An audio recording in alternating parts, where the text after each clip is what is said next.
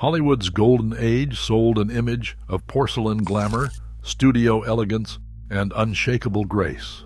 Behind the soundstage walls, some of its working stars hid habits so disturbing that veteran co-stars walked off sets, refused to share dressing rooms, or demanded reshoots without them. Court documents, on-set memos, and biographer interviews preserve what the publicity machines tried to bury. These are the forgotten faces, whose private lives proved uglier than any villain the studios ever wrote. Constance Bennett's name glimmered above the title, but her influence reached far beyond the marquee.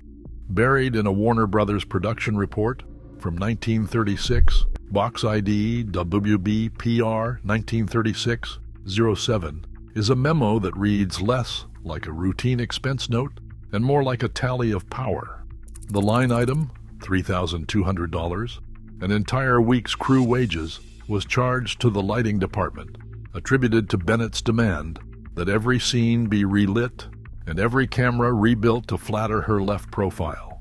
On a Depression-era shoot, this sum could have funded a minor feature. Instead, it bought silence and compliance, as gaffers scrambled to swap gels and re-angle key lights until Bennett approved her reflection in the test frame.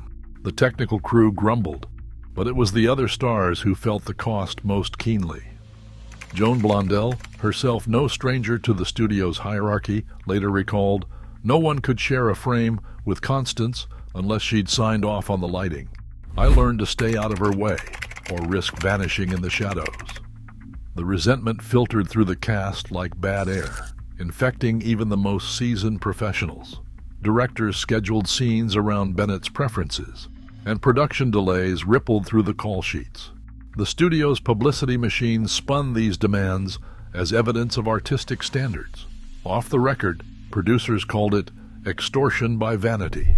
The paper trail, stamped with the Warner logo, survives as proof that the cost of maintaining a star's illusion was measured not just in dollars, but in the patience and pride of everyone forced to orbit her spotlight. Paramount's expense ledger for 1928, stamped PER 1928 EXP001, lists a single line that sent shockwaves through the accounting office. $12,500, billed as negri, personal, Paris-style soiree, animal rental, security. The sum eclipsed the annual wage of a junior producer, but for Pola Negri, restraint was a foreign concept. That year, her name appeared on a call sheet with a handwritten note in the margin. It read, "Cheetah to be delivered by 8 in the morning, no substitutions." The animal, a full-grown cheetah on a jeweled leash, arrived with its own handler and a special dietary order, raw steak twice daily. Crew members refused to step onto the set until the beast was caged, and a gaffer filed a grievance after the cheetah lunged at a lighting stand, scattering carbon arcs and sending the set into chaos. The studio paid a city animal control fine, quietly added to the production budget, and issued a memo warning all departments to avoid unnecessary proximity to Miss Negri's pet. Negri's appetite for spectacle was not confined to animals. One assistant director, quoted in a 1932 oral history, described her habit of staging fainting spells whenever a scene failed to meet her standards. He said she would collapse onto the chaise, call for imported champagne, and refuse to rise until the director apologized in French. Paramount's ledgers, call sheets, and crew statements paint a picture of extravagance that bordered on the surreal. What began as a star's privilege became a daily disruption, the cost measured not just in dollars, but in the nerves and tempers of everyone forced to accommodate her whims. A line on an LAPD arrest docket, file LA 44108, tells a story that never made the fan magazines.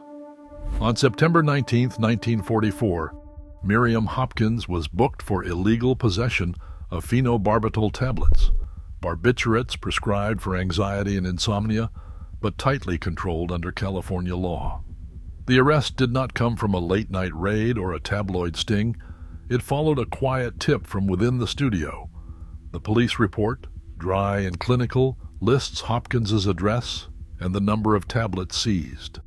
There is no mention of bruised egos or the whispered warnings among the crew, but another document, an affidavit filed with the Screen Actors Guild and archived as USC Cam A12, fills in the shadows.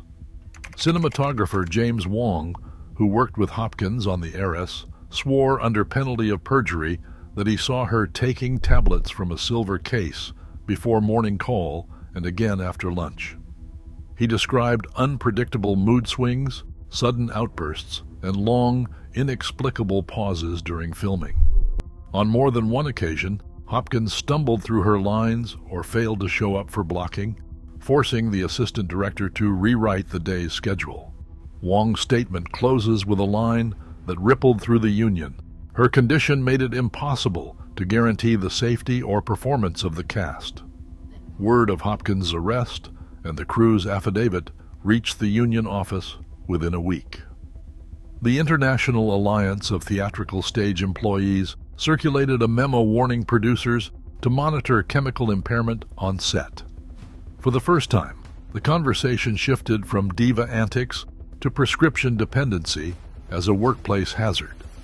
Hopkins' name, once synonymous with wit and elegance, now appeared on a legal sheet alongside the evidence of her unraveling. The official record left no room for rumor, just the cold, steady progression from glamour to sedation, and the collateral damage left behind. Mae Murray's decline is tangled in a web of rumors and sealed records. Her own memoir, dictated in 1959 and now boxed away at USC, tells of a suicide note discovered in a Beverly Hills hotel room in 1932.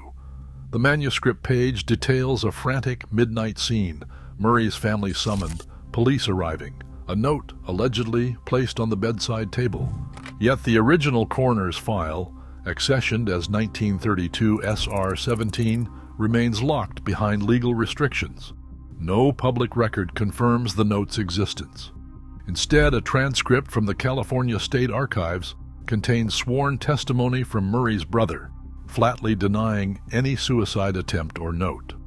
The contradiction lingers, unresolved, as the studio quietly distanced itself from a star whose personal turmoil could no longer be spun into a narrative of misunderstood genius.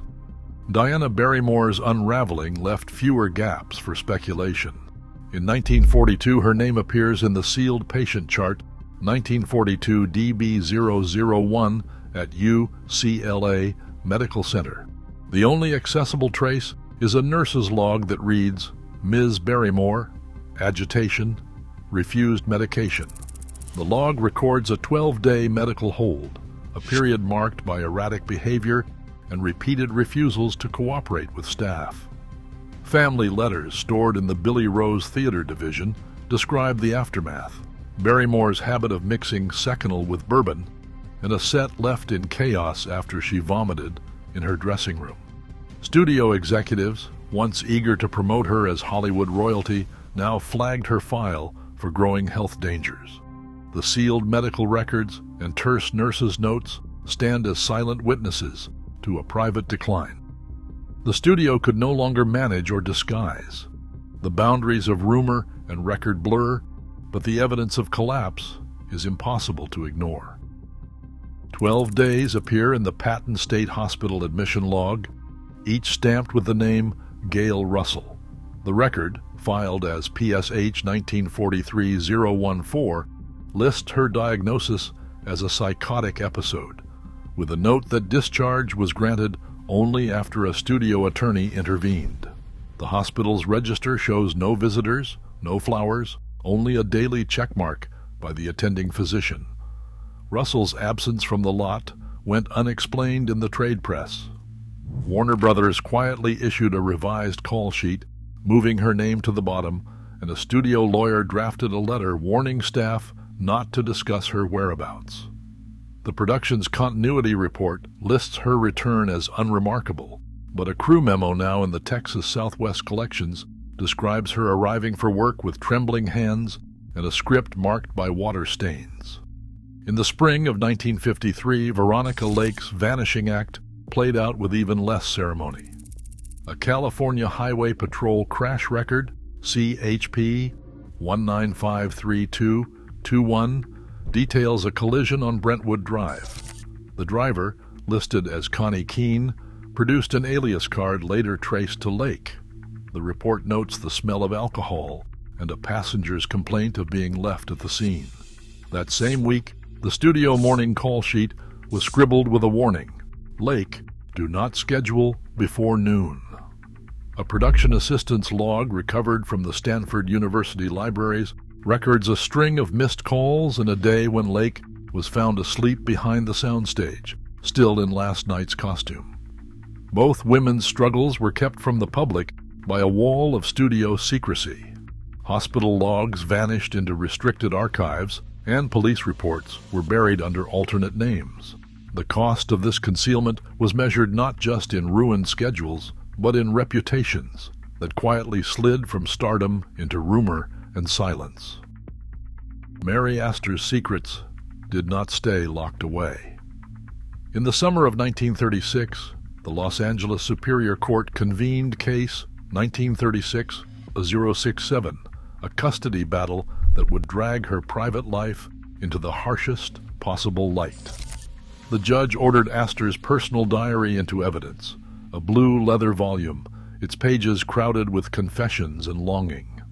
On July 29th, the court clerk read aloud, "I feel empty. The studio's pressure crushes me." The words, meant for no eyes but her own, echoed through the courtroom and spilled into the next day's headlines. Reporters packed every seat, scribbling down each line as if they were lines from a script. The transcript, still filed under LA-SC 1936-067, records the moment Astor's intimate world became public property.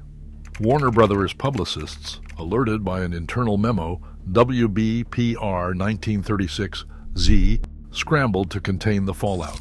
The studio's legal team drafted statements, while the PR department issued a directive: no comment on diary contents. Stress Astor's professionalism. Behind the scenes, panic set in. Studio executives feared the diary's revelations would breach Astor's morality clause, opening the door to contract suspension or worse. The legal wrangling transformed a family dispute into a spectacle of humiliation, with Astor's vulnerabilities dissected in open court. For co-stars and crew, the message was chilling. Nothing written in private was safe from public exposure when the studio's interests or reputation were at stake. The diary, once a silent confidant, had become a weapon wielded by lawyers and reporters alike, turning personal pain into front-page scandal. Linda Darnell's final hours are preserved in the language of a fire report, Chicago Fire Department File 6504D. The document lists the time of ignition at 2:38 in the morning in a modest Glenview home.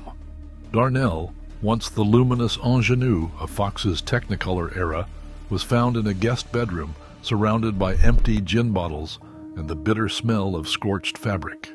Crew members from her last film had whispered about the thermos she carried onto set, always filled with gin, sewn into her costume lining by a wardrobe assistant, who later told a union investigator that she never let it out of her sight. The blaze moved fast. The official record clocks the flashover at 2 minutes and 30 seconds. By the time firefighters forced the door, superheated gases had already filled the room. Darnell was pulled from the carpet, her hands clutching the hem of her nightgown. The cause of death was listed as inhalation and third-degree burns. The coroner's note, attached to the incident file, mentions the presence of liquor in her system, but the studio's only public statement called it a tragic accident. Across the Atlantic, Maria Montez's last moments unfolded in a Parisian hotel. The Paris Prefecture police file, PR 51BT, details her obsession with mirrors. Staff recalled her habit of spending hours admiring her reflection and adjusting the placement of every glass in the suite. On September 7, 1951, Montez was found in a bathtub filled with water measured at 113 degrees Celsius, and her skin was marked by severe scalding. The hotel maid testified that Montez insisted on hotter water, ignoring warnings. The autopsy listed thermal shock as the cause of death. No evidence of foul play was found, only a fixation that turned fatal in the silence of a locked bathroom. For both women, the habits that once seemed like private quirks, Darnell's hidden gin and Montez's mirror rituals, became the details that filled out their police and fire files. The cost of unchecked compulsion was no longer measured in studio delays or strained co-star relations, but in forensic notes and final statements. The glamour faded in the glare of official reports, leaving only the record of what could not be managed, spun, or denied. A single witness sheet, stamped Los Angeles Police Department file T-22-1922, records Mabel Norman's presence at the scene of director William Desmond Taylor's unsolved murder. Her name, once synonymous with slapstick brilliance, became a fixture in police ledgers and hospital registries. The official record describes a woman increasingly isolated, arrested for public intoxication, hospitalized for a morphine overdose, and trailed by rumors of addiction that no studio press agent could suppress. The paper trail, cold and methodical, details a procession of interventions that never restored her place in the industry or her peace of mind. Frances Farmer's descent is preserved in the Western State Hospital Order, WSH 48021. The admission file lists her as non-compliant, resistant to staff, and notes a sequence of insulin shock treatments, doses climbing as high as 90 units per session. The log records no visitors, only daily vital signs, and a final notation. Patient withdrawn, unresponsive. The hospital's corridors became Farmer's world, her fame reduced to a line in an institutional ledger. Even as headlines speculated about her sanity, the documentation left no room for ambiguity. She was a ward of the state, her autonomy stripped by court order and medical decree. Marie Prevost's final record is a coroner's report, LACO CR 1937-099, filed in a Los Angeles basement.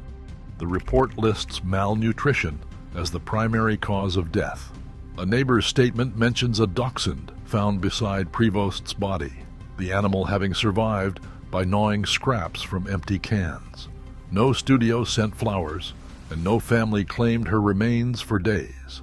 The official file closes with a single sentence: deceased found alone, no assets, no next of kin.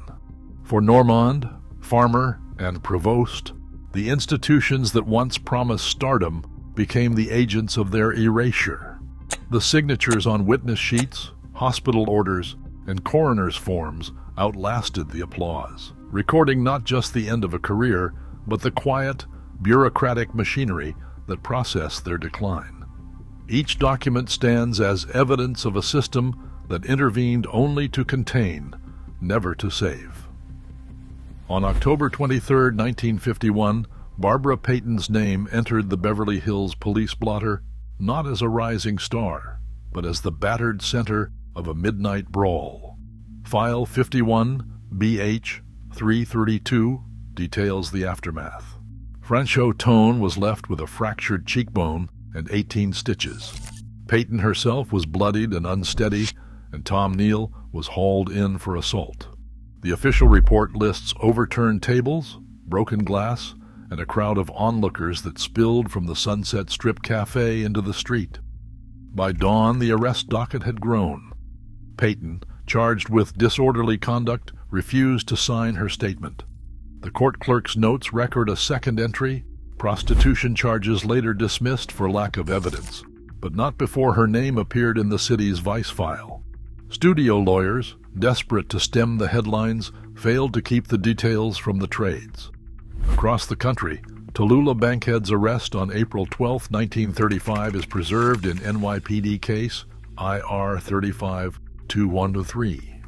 The charge was public indecency after Bankhead was found striding nude through the orchestra pit of the Paramount Theater. The booking sheet lists a fine of $250 and a 2-day jail sentence. A secondary file, opened by the Federal Theater Project, notes her refusal to dress and an officer's observation of white powder residue on the holding cell bench. The FTP cancellation telegram, archived as RG71FT17, arrived 3 days later, ordering immediate cessation of all public performances and recording a loss of $4,000. The show's cast was dismissed by telegram, the stage left dark and unpaid.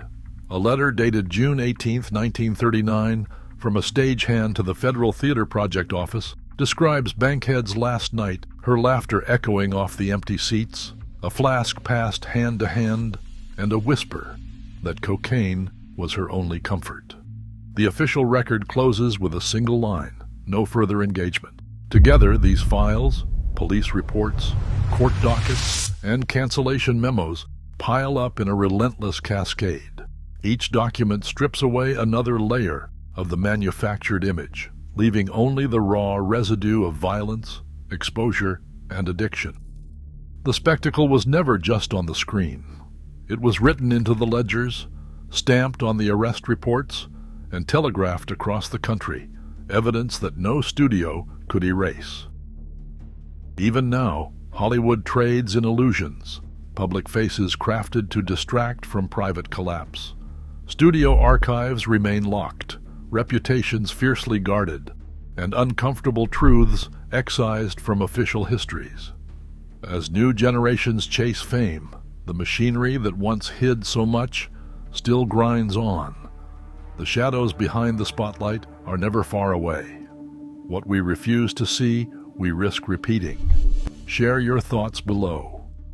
Some celebrities defy time, while others, they look like they've lived 1,000 lives. From once golden icons to unrecognizable figures, these 30 stars didn't just age, they transformed in ways no one saw coming. Take Clara Bow, the original It girl. In the Roaring '20s, she was the face of silent film, a flapper-era icon whose energy and charisma made her an audience favorite. But when talkies arrived, so did a new level of scrutiny. She had a Brooklyn accent that didn't match the era's leading lady expectations, and gossip columns were ruthless. Mental health struggles and a series of scandals pushed her further from the spotlight. By the 1940s, she was done with Hollywood, retreating into a life of isolation. But the damage was done.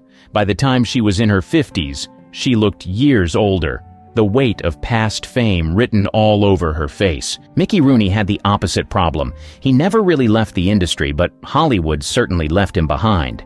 A child star who ruled the box office in the 30s and 40s, Rooney aged in a way the studios couldn't package. By adulthood, his boyish looks didn't translate into leading man roles, and his personal life was even messier. 6 marriages, financial ruin, and a reputation for being difficult. The stress aged him prematurely. By the time he was in his later years, he looked nothing like the fresh-faced actor who once stole scenes alongside Judy Garland. And then there was Marlon Brando. In the 50s, he was the gold standard. A streetcar named Desire, On the Waterfront, The Wild One. He was Hollywood's most intense, rugged leading man. But Brando never cared for maintaining a Hollywood image. By the 70s, his weight gain was noticeable. By the 90s, it was staggering. He reportedly weighed over 300 pounds, barely leaving his home in his final years. In the 1960s, Judy Garland is the textbook case of Hollywood's cruelty. She was a child star when MGM turned her into a product, feeding her pills to wake her up, keep her thin, and put her to sleep. By her 40s, the damage was irreversible. The luminous teenager who sang Over the Rainbow had aged beyond her years. Exhaustion, addiction, and years of stress had taken a visible toll. Her once youthful glow was replaced by a frail, weary appearance. By the time she was found dead in a London apartment at 47, her body had already given up long before. But Garland wasn't the only star whose once radiant presence dimmed under the weight of addiction and exhaustion. Richard Burton, known for his booming voice and intense screen presence, was one of the most charismatic actors of his generation. But off-screen, he was just as famous for his hard-drinking lifestyle. By the time he entered his 50s, years of alcohol abuse had left him visibly aged. the dashing star of Cleopatra and Who's Afraid of Virginia Woolf, no longer had the sharp features and commanding presence that once made him irresistible. Friends described his later years as a struggle, with Burton himself admitting, "I have to drink to live and I have to drink to stop living." His once powerful frame grew gaunt, his face deeply lined, proof that decades of excess had finally caught up. Then there's Brigitte Bardot, a sex symbol who ruled the 60s with effortless beauty and undeniable charisma. But unlike many of her contemporaries, she chose to reject Hollywood's obsession with youth. By the time she stepped away from the spotlight, she had no interest in maintaining the illusion of eternal beauty. Wrinkles and aging didn't scare her. She embraced them. Instead of fighting time with surgery, she turned to activism, dedicating her later years to animal rights.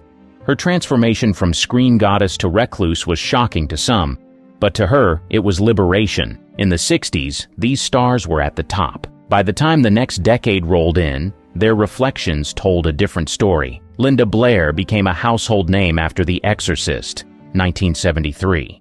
The film made her a horror icon, but Hollywood didn't know what to do with her afterward. She took roles in B-movies, struggled with personal issues, and ran into legal trouble, including a high-profile drug arrest in 1977. By the time she tried to revive her career in the 80s, the industry had moved on. Years of stress, fluctuating weight, and personal struggles took a toll. By middle age, she barely resembled the fresh-faced teen who once terrified audiences. Fame can be a double-edged sword, and for some, its sharpest cuts come long after the spotlight fades. Jan Michael Vincent had the looks and talent of a leading man. Hollywood saw him as the next Paul Newman, and with films like Big Wednesday, 1978, and the TV series Airwolf, 1984 to 1986, he had everything going for him, but he was his own worst enemy. Decades of alcohol abuse destroyed his career and his health. He was involved in multiple drunk driving accidents, with one in 1996 leaving him with severe nerve damage to his face. By his later years, he had lost a leg due to complications from an infection. The once dashing leading man was unrecognizable by the time he passed away in 2019. And then there was David Cassidy, teen idol, musician, and the face of the Partridge Family. 1970 to 1974, he spent the 70s dodging screaming fans and living the rockstar dream. But by his 30s, the industry had moved on, and his career never fully recovered. Decades of heavy drinking took a toll on his appearance, making him look much older than his years. In 2017, he publicly admitted he was battling dementia, though the damage of alcoholism had already left its mark. His tragic final years were a stark contrast to his youthful, boyish image from the 70s. The 80s was a decade of indulgence. Big hair, big egos, and even bigger consequences. Some stars made it out intact, but others, not so much. Gary Busey was once the ultimate tough guy actor, earning an Oscar nomination for the Buddy Holly story in 1978. But a decade later, everything changed. In 1988, he crashed his motorcycle at high speed without a helmet. He survived, but the damage was permanent. The traumatic brain injury altered not just his personality, but also his physical appearance. His face became more rigid, his expressions less controlled, and over the years, his once rugged good looks took a drastic turn. The accident, paired with years of erratic behavior and alleged substance use, left him looking far older than his actual age. Not all transformations come from reckless decisions. Some happen without warning. Kathleen Turner ruled the 80s. That husky voice, commanding presence, and knockout looks made her a go-to leading lady in Body Heat, Romancing the Stone, and The War of the Roses. But behind the scenes, something was changing. In the 90s, Turner was diagnosed with rheumatoid arthritis, a chronic autoimmune disease that attacks the joints, causing severe pain and swelling. The treatments were brutal. The medication, combined with the physical toll of the disease, altered her appearance in ways she couldn't control. By the early 2000s, fans were stunned. Her features had softened, her movements slowed, and the transformation was impossible to ignore. Then there's Val Kilmer. The man was Iceman. He was Jim Morrison. In Top Gun and The Doors, he didn't just play cool, he was cool. But by the 2000s, something was off. His weight fluctuated dramatically, fueling endless tabloid speculation. Whispers of health issues spread. But Kilmer denied it all. Then, in 2015, the truth came out. He had been battling throat cancer. The treatment was grueling. Surgeries and radiation took their toll, leaving him frail, his once powerful voice forever altered. By the time he re-emerged, fans barely recognized him. The transformation was shocking. The man who once exuded effortless charisma had been changed in ways no one could have predicted. Decades of non-stop touring, drug-fueled nights, and reckless living left some of rock's biggest icons nearly unrecognizable. Axl Rose was the 80s. The Guns N' Roses frontman had the cheekbones, the swagger, and the raw stage presence that made him larger than life. Then came the 2000s. Fans barely recognized him.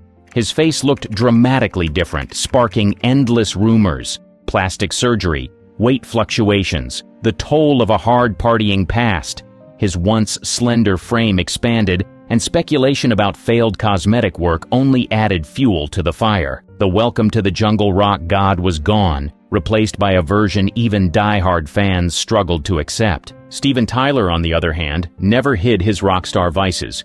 Heroin, cocaine, and decades of excess ran through his veins as much as his music did. While he still oozes rock star charm, the years have left their mark. His once smooth skin is now deeply lined, his features worn from a lifetime of indulgence. He still struts like the 20-something kid who sang Dream On, but his face tells a different story, one of survival and consequence.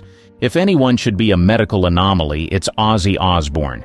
By his own admission, he's done enough drugs and alcohol to take down an army. His body has survived everything: decades of substance abuse, a near-fatal ATV accident in 2003, and ongoing health battles. By the 2010s, the years caught up. Deep lines, sunken eyes, and permanent slurred speech became his new reality. The Prince of Darkness still endures, but the toll is impossible to ignore. The 90s was the era of blockbuster cinema, TV heartthrobs, and larger-than-life icons. Some reinvented themselves. Others weren't as lucky.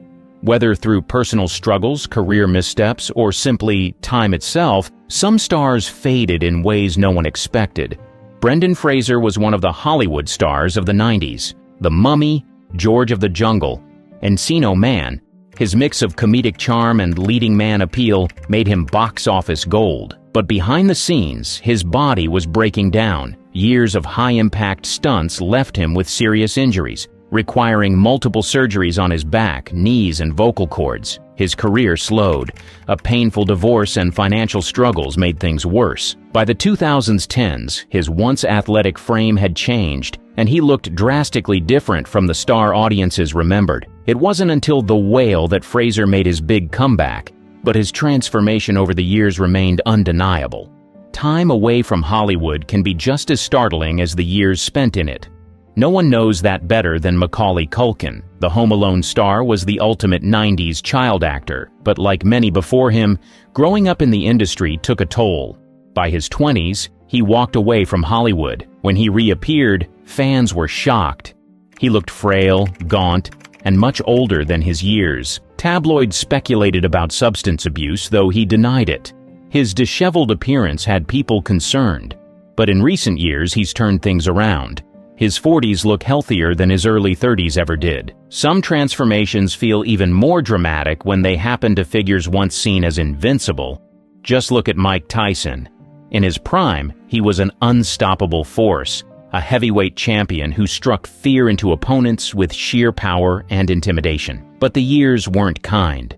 Brutal fights, legal troubles, and financial missteps wore him down. By the 2000s, deep lines, weight gain, and a tired look made him seem far older than his age. For professional athletes, time isn't a luxury. It's an opponent they can never truly defeat. The relentless physical toll, the pressures of fame, and the lifestyle that comes with it often accelerate aging. Some retire gracefully, others go through transformations so shocking, even their biggest fans barely recognize them. Wayne Rooney is a prime example of a superstar who aged well beyond his years. He burst onto the scene as a teenager, England's golden boy and a powerhouse forward with a relentless playing style.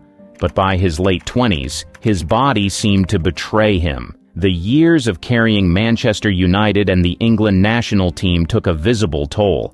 His hair loss became a major talking point, leading to multiple transplants. While many footballers stay youthful into their 30s, Rooney's rugged, battle-worn look made him seem far older than his actual age. Basketball isn't any easier on the body. Shawn Kemp was a force in the NBA, a 6-time All-Star with explosive dunks and freakish athleticism. In the 90s, his lean, chiseled frame made him unstoppable with the Seattle Supersonics. But after retirement, things changed fast. Kemp's weight skyrocketed to over 300 pounds, a stark contrast to his high-flying prime. While plenty of athletes struggle to stay in peak shape post-career, his transformation was particularly shocking for fans who remembered him at his best. Then there's Diego Maradona, a legend who burned bright but paid the ultimate price for excess. The Argentine icon was worshipped for his dazzling footwork and the infamous Hand of God goal. On the pitch, he was untouchable. Off it, chaos, post-retirement, drug addiction, weight gain, and severe health issues took over. By the time of his passing in 2020, he was nearly unrecognizable from his World Cup glory days. Hospitalizations, scandals, and struggles with addiction painted a tragic picture of what happens when the body and mind can't keep up with the legend. Hollywood demands perfection, but aging is inevitable.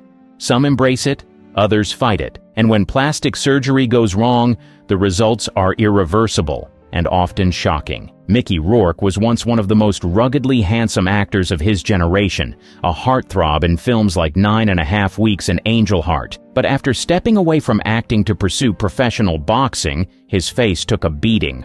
Literally. Multiple injuries led him to undergo reconstructive surgeries, but the results were far from what he expected. His once chiseled jawline became distorted, and his features appeared unnatural. Over the years, he admitted to making mistakes with surgery, saying, "Most of it was to mend the mess of my boxing injuries, but I went to the wrong guy to fix my face." Fans were stunned by his drastic transformation, with some barely recognizing him when he returned to Hollywood in the 2000s. If there's one name that comes up in almost every discussion about botched plastic surgery, it's Donatella Versace. The iconic designer is known for her luxury fashion empire, but her face has been a major topic of speculation for decades. While she has never fully confirmed what procedures she's had, experts suggest excessive fillers, facelifts, and lip augmentation contributed to her dramatically altered appearance. By the early 2000s, her once striking features looked stretched and unnatural. Instead of looking younger, her cosmetic enhancements became more infamous than her fashion work. But she's far from the only celebrity whose transformation sparked endless speculation. Just look at Meg Ryan, who defined the rom-com era of the 90s. With her effortless charm and natural beauty, she was a household name. But when she reappeared in the 2000s, the focus shifted away from her career and onto her face. Speculation about lip fillers, Botox, and facelifts overshadowed her acting talent. Fans who had adored her in When Harry Met Sally and Sleepless in Seattle were shocked at how different she looked. While she's never confirmed details about the procedures, her transformation became one of the most widely discussed in Hollywood history. With constant public scrutiny and high-pressure lifestyles, many turned to drastic measures to keep up appearances. But time, bad decisions, and questionable procedures often had the opposite effect. Sharon Osbourne has never been shy about her plastic surgery. Over the years, she's been open about facelifts, Botox, and other cosmetic enhancements. But even she admitted when things went too far. After a facelift in 2021, she looked at herself and thought, "I looked like one of those fucking mummies." The work left her face distorted, and she eventually had some of it corrected. The relentless pursuit of perfection has led many down a path of drastic change, and Janice Dickinson was no exception. She made a name for herself as the world's first supermodel, but in later years her appearance became more about plastic surgery than high fashion. At her peak, she was one of the most striking women in the industry, but the chase for eternal youth led to years of extreme procedures, facelifts, Botox, fillers, and more. By the time she was judging America's Next Top Model, Her exaggerated look had become a talking point. In recent years, she's been more accepting of aging, but there was a period when her obsession with surgery overshadowed her legacy. Not all dramatic transformations stem from Hollywood's beauty standards.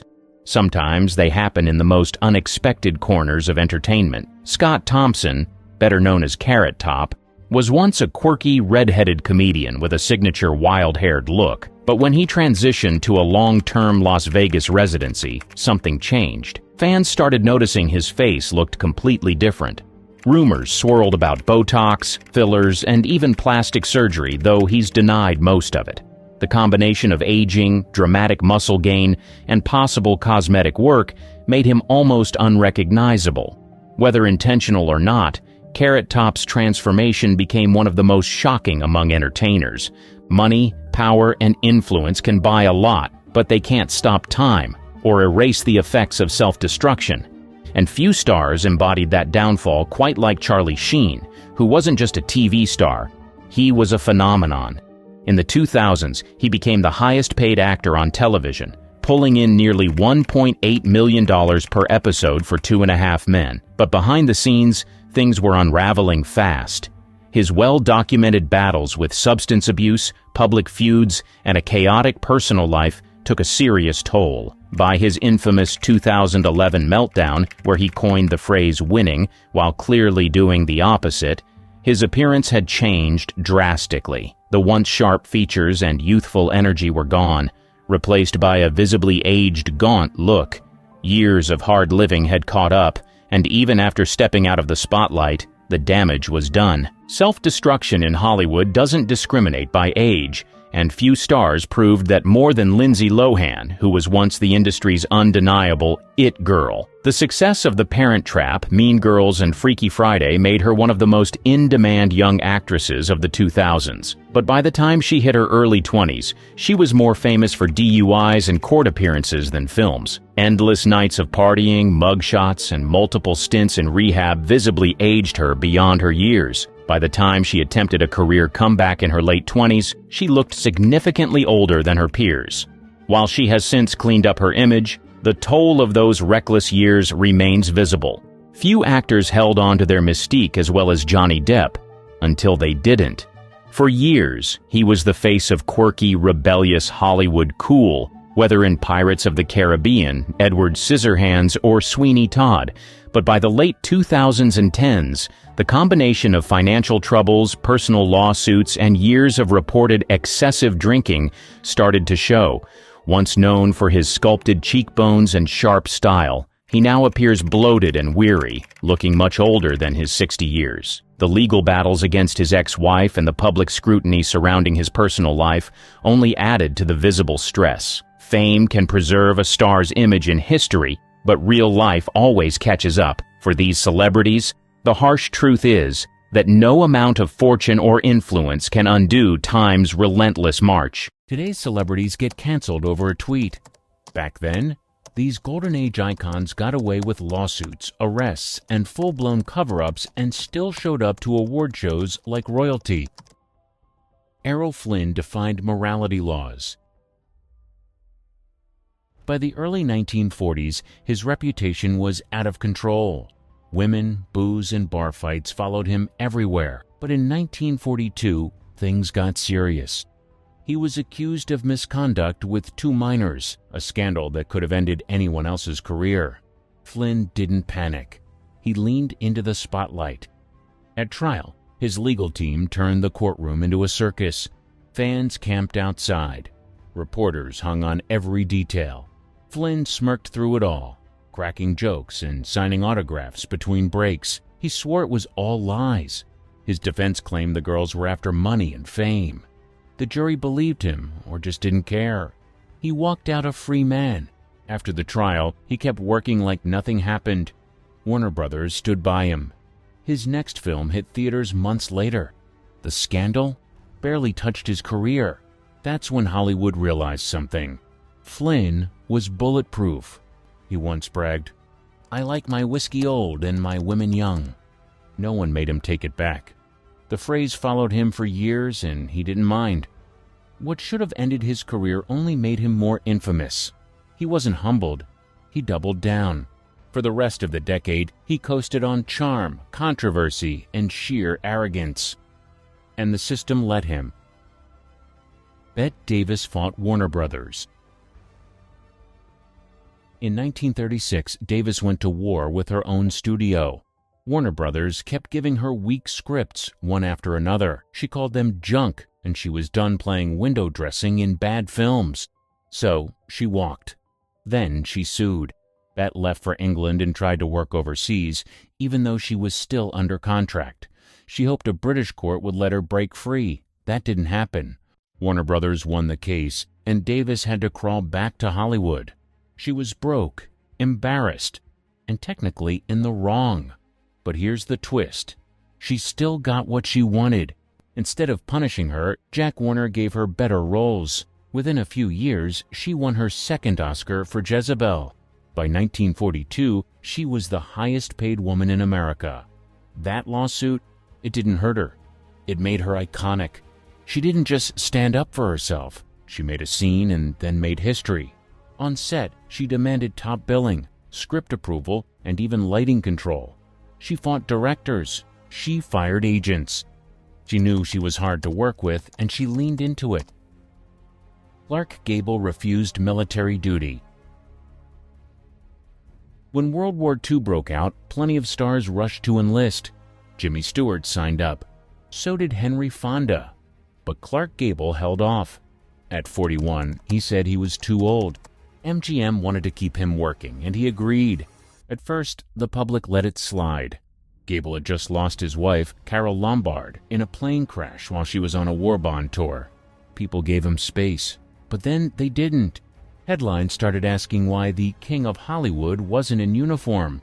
Stewart was flying combat missions. Gable was still filming.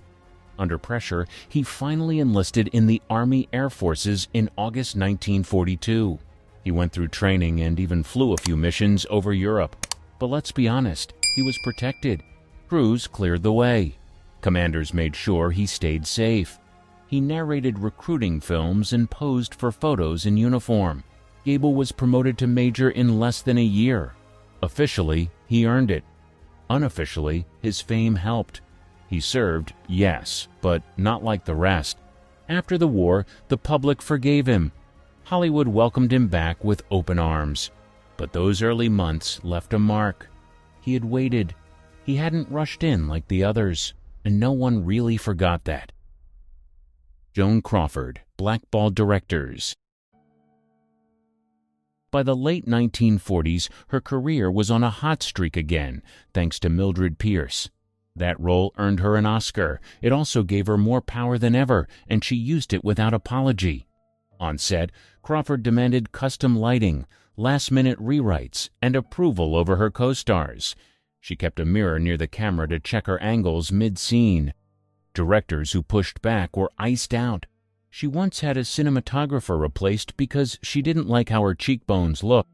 Behind the scenes, she took notes on who crossed her. One director called her the toughest dame in the business. Another refused to work with her ever again. She didn't care. If a man had done the same, she claimed he'd be called brilliant. Crawford didn't just want control, she expected it. She studied scripts obsessively, annotated every page, and rehearsed alone under harsh lights to perfect her image. It wasn't about the role. It was about staying on top. Eventually, the studios stopped fighting her. They gave in. For years, she could get people fired with a phone call. Her enemies called her ruthless. Her fans called her unstoppable. But the industry never forgot how hard she was to manage. As she aged, the roles dried up. Directors passed. Producers hesitated. By the 1960s, Crawford was still a name, but no longer a threat. John Barrymore drank on set. By the 1940s, Barrymore wasn't just acting drunk. He was drunk. All the time. Once called the greatest stage actor of his generation, Barrymore had turned into a walking headline. Studios didn't drop him right away. He was still a Barrymore. But by 1940, his drinking had spiraled. On the set of Playmates, his last film, he couldn't remember lines. Crew members wrote cue cards and hid them all over the set. He'd stumble through scenes, reading from behind props, furniture, and even other actors.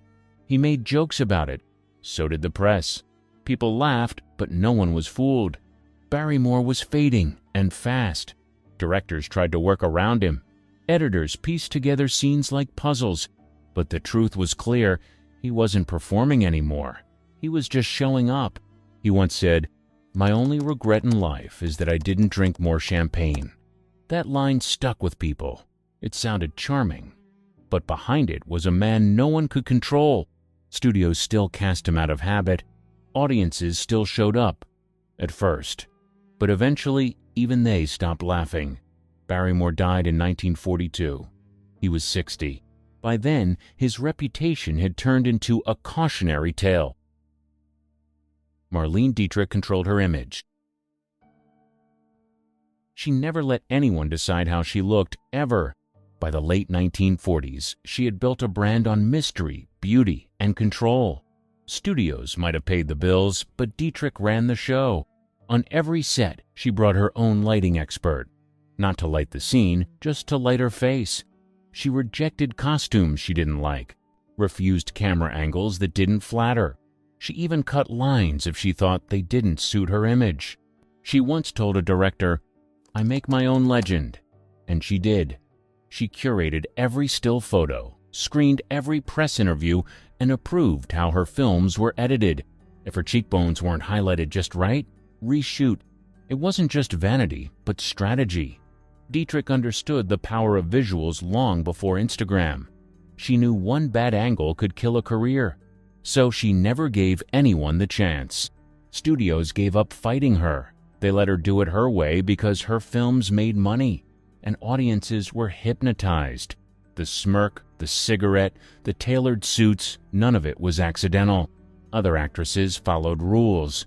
Dietrich rewrote them. Humphrey Bogart mocked studio heads. He didn't care what studio bosses thought.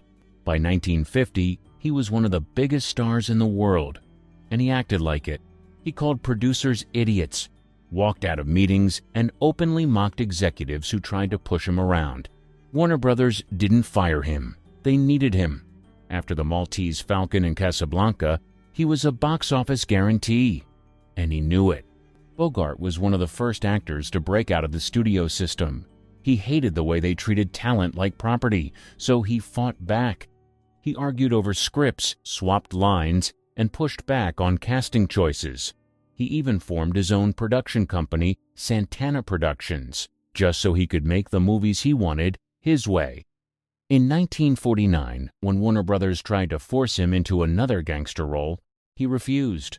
"I'm tired of playing the guy who shoots first," he said. He held out until they offered something better. On set, he joked with crew, but if he didn't like a director, you'd know, fast. He once told one, "You direct your way, I'll act mine." He wasn't always easy to work with, but he delivered, and that's what kept him safe. Lana Turner covered a crime. In 1958, Turner's life exploded into headlines. Her teenage daughter, Cheryl, had fatally stabbed Johnny Stompanato, Lana's abusive boyfriend. The killing happened in Lana's home, right outside her bedroom. The story dominated every paper in America. But Lana, she played it calm, tearful, but controlled. She told the court Cheryl acted in self-defense. The media framed it as a tragic domestic story. But behind the scenes, things looked messier. Stompanato was a known mob enforcer. He had threatened Lana repeatedly. Friends said she tried to end it, but he wouldn't go. When he showed up during a fight and Cheryl stabbed him, Lana made sure the story stayed on the daughter. The coroner ruled it justifiable homicide. No charges were filed.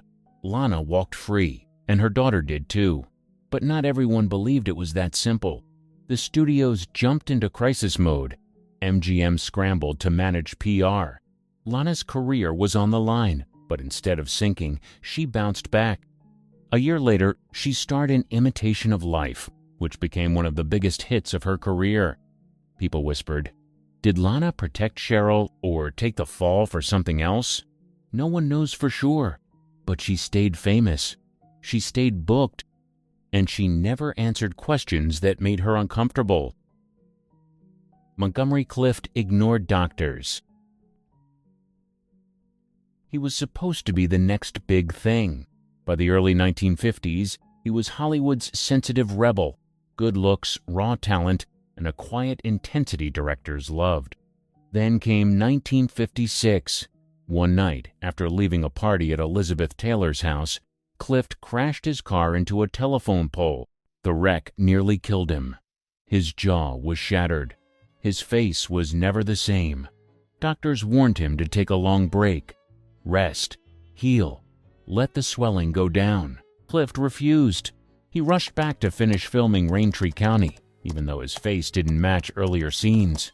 You can see the difference on screen, before and after the crash. From there, things got worse. He relied on painkillers, alcohol, and sheer willpower to keep working. He couldn't turn his head easily. His speech changed, but he didn't slow down. He acted like nothing had changed. Directors adapted. Crews shot him in shadow. Editors worked around his injuries. Everyone tried to help, but only up to a point. The damage was physical, emotional, and visible. He became unpredictable on set. Sometimes brilliant, sometimes lost. Clift didn't want pity. He didn't want limits. He believed he could act through anything. For a while, he did. But by the early 60s, his career stalled. His body gave out before his talent ever did. Frank Sinatra versus photographers. He didn't like being told what to do, especially not by the press. By the 1950s, he was one of the most famous men in America and one of the most volatile. If a photographer got too close, he lashed out. He broke cameras. He threw punches. He once had his bodyguards beat up a reporter who printed something he didn't like. Lawsuits followed. So did more headlines, but none of it stuck. Sinatra had friends in high places, politicians, lawyers, even mob figures. Rumors swirled about how much protection he really had. He denied everything, of course, and somehow it always blew over. Rumors circulated in 1957. A Look magazine photographer tried to snap a shot at a party. Sinatra grabbed the man by the collar and knocked the camera to the ground. No charges, no apology. Just more swagger. Turned his temper into part of the brand. Old Blue Eyes wasn't just a nickname. It was a warning. You didn't cross him unless you were ready for the fallout. Studios didn't drop him. TV shows still booked him. He even won an Oscar for From Here to Eternity, proving that charm and talent still beat bad behavior. Judy Garland misperformances. She had the voice, the face, and the audience in the palm of her hand. But by the 1960s, she couldn't stay on stage long enough to finish a show. Years of studio pressure, pills, and emotional trauma had taken a toll. MGM started her on a certain pill as a teen to keep her awake during filming. Later, they gave her sleeping pills to knock her out. That cycle never stopped. By her 30s, she was struggling. On tour, she showed up late, or not at all. She forgot lyrics, slurred lines, or broke down mid-song. Fans still adored her. Venues still booked her. But every show was a gamble. In 1961, she made a stunning comeback at Carnegie Hall. The album became a classic, but even that high didn't last. Within 2 years, she was back to missed gigs and canceled concerts. Promoters warned venues. Co-stars crossed their fingers. She once told a reporter, "I'm always being Judy Garland. I'll never get to be just me." That pressure crushed her. Studios stopped calling. Television networks pulled back, but the public stayed obsessed. People wanted to save her or watch her fall. Sometimes both. She was still box office gold, but only if she showed up. That didn't always happen. Marlon Brando rewrote scripts on set. By the 1960s, Brando didn't follow scripts, but rewrote them. Literally. Directors would hand him a screenplay, and he'd toss half of it out. Sometimes he'd rewrite lines the night before, sometimes on set. He refused rehearsals, changed blocking, delayed shoots. Brando didn't care. He was Marlon Brando. On Mutiny on the Bounty, he drove the entire production over budget and behind schedule. The crew resented him. Co-stars avoided him. But studios couldn't stop him. He was still bankable. He spoke in whispers during scenes, forcing sound teams to scramble. He demanded cue cards off camera when he didn't want to memorize lines. On The Godfather, he wouldn't even learn his dialogue. They taped it to nearby furniture. When a director objected, he shrugged. "I'll give you what I give you." And the thing was, when it worked, it really worked. Brando won Oscars, broke acting norms, and changed Hollywood. He knew it too. That made him harder to control. He refused press junkets, showed up late, insulted interviewers. But producers kept hiring him because he brought something no one else could. He once told an actor, "The only reason I'm in this business is because I haven't found anything else to do." That attitude defined him. Brilliant, unpredictable, and always in charge. Elizabeth Taylor demanded Vatican apology. In 1963, Taylor caused an international scandal and didn't flinch. While filming Cleopatra, she started an affair with co-star Richard Burton. The problem? Both were married to other people. Paparazzi caught them sneaking around in Italy. The world lost it. The Vatican's newspaper branded her with a scathing label implying moral indecency. Harsh words, especially from the Catholic Church. Most stars would have apologized. Taylor didn't. She fired back and demanded a retraction. She never got one, but it didn't stop her. The affair only made her more famous. Crowds followed her in every city. Magazines couldn't get enough. Studios panicked about Cleopatra, which was already over budget and behind schedule. But Taylor wasn't going anywhere. She became the highest-paid actress of her time, earning $1 million for one movie. She showed up late, fought with directors, and demanded rewrites. One producer called the shoot a slow, expensive disaster. Still, Cleopatra premiered. It bombed at first, but Taylor didn't. She married Burton, then divorced, then married him again. It became its own show. Taylor had gone from child star to tabloid queen, and she leaned into it. Warren Beatty refused to be edited. In 1967, Beatty didn't just star in Bonnie and Clyde, he produced it. And he controlled everything. Casting, shooting schedule, final cut. When the studio tried to re-edit the film, he threatened to walk. They backed down. Beatty was only 30, but already had a reputation. He'd rewrite scenes the night before, argue with directors, delay production until he got what he wanted. On Bonnie and Clyde, he clashed with almost everyone. But he also had the vision to see what the studio didn't. The film was revolutionary. Warner Brothers hated the first cut. They thought it was too violent, too weird, and wouldn't sell. Beatty disagreed. He fought for it, hard. He screened it himself, pushed critics to watch. When Time magazine gave it a glowing review, the tide turned. Suddenly, Beatty looked like a genius. The film became a hit. It got 10 Oscar nominations, and Beatty got credit for all of it. From then on, he expected control. He didn't just want roles. He wanted ownership. He took over every set he worked on, often slowing productions down to a crawl. But he didn't care. The final product mattered more. Katharine Hepburn banned interviews. By the 1970s, Hepburn was Hollywood royalty, and she acted like it. She stopped doing interviews, refused press tours, dodged award shows. If someone wanted a quote, she ignored them. If a reporter caught her off guard, she walked away. Studios didn't push her. They knew better. She made her own schedule, picked her roles, controlled her image. No manager, no press agent, no one speaking on her behalf.